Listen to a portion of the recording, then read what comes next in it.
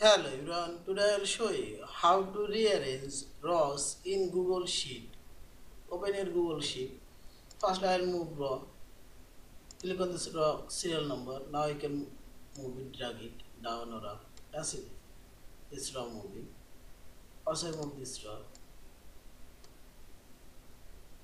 This row. This row already moved. Also you can increase row size, decrease. Now I'll make fit this text. Click right button and select resize the row and select fit to data and see this.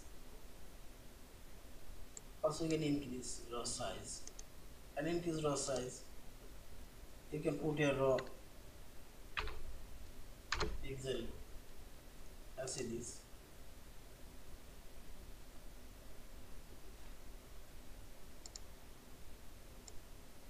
Yeah, this is in this way you can rearrange your row.